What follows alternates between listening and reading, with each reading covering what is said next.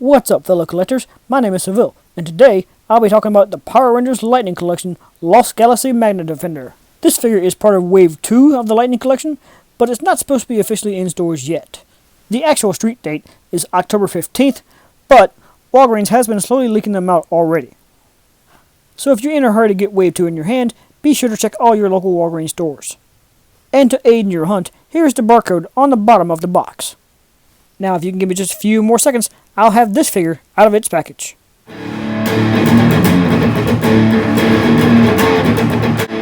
If you enjoyed this video, please give it a thumbs up and comment below. And if you want to see more from me, please subscribe and hit that notification bell. Now that the Magna Defender has been released from its package, I'm going to give it another rotation on the spinner, that way you can see it all the way around. Just in case you don't know, other figures from this wave to be on the lookout for are the red and gold Rangers from Beast Morphers, as well as the original Mighty Morphin Pink Ranger. So let's start this by taking a good close-up look from a few different angles. This figure is a prime example of just what Hasbro can do when they really focus in on the details. It's pretty clear that when they started this figure, it had the same base as the Ranger figures, but then they've added all the armor and other details to make it its own. Almost like it's literally built from the inside out. The armor is all additionally sculpted pieces, and the pieces on top around the torso are loose floating pieces, so it does still have most of the movement of other figures. The cape is still a molded plastic, but it's a little flexible so that it can be moved around. When you lift it up out of the way, you can see that the details on the back side of the figure are still just as good as the front side of the figure. The cape can't come entirely off because it's actually molded to the armor here on the back side. On the front side there are some little notches that drop the cape into the armor, but they're not nearly as secure as the spot on the back. And as you can see now, the shoulder pads from the armor can be raised up in order to help with movement and not be quite as hindering on the articulation. Like the chest armor, his belt is another floating piece that mostly just kind of sits around his waist, but it's loose enough to not really block the movement.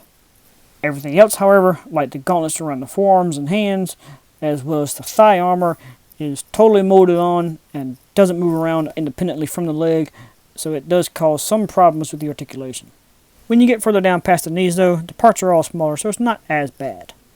Speaking of the articulation, let's go ahead and get into that. The head does turn side to side, but the armor does prevent it from going up and down very much.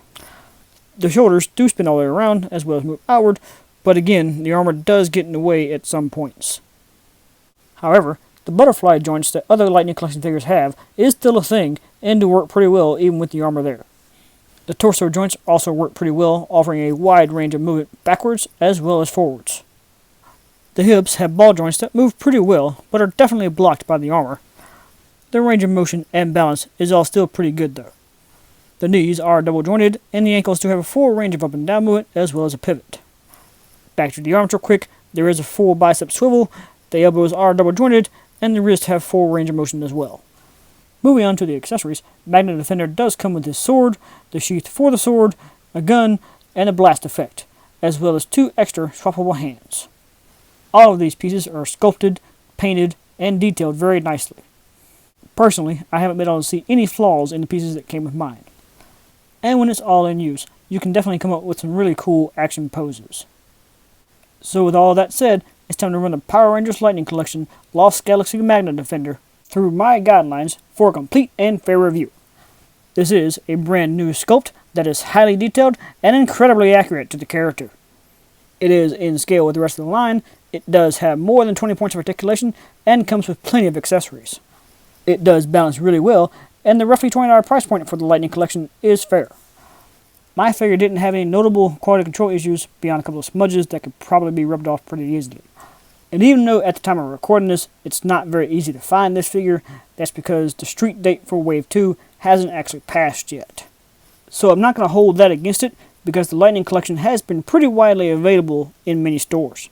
Therefore, making this figure a 10 out of 10 stars, meaning it is flawless and one of the best of all time.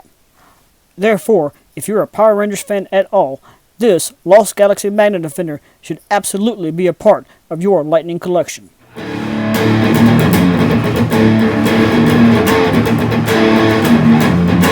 Thank you guys for watching, and if you like this video, get over here! And subscribe to Civilian Collectibles.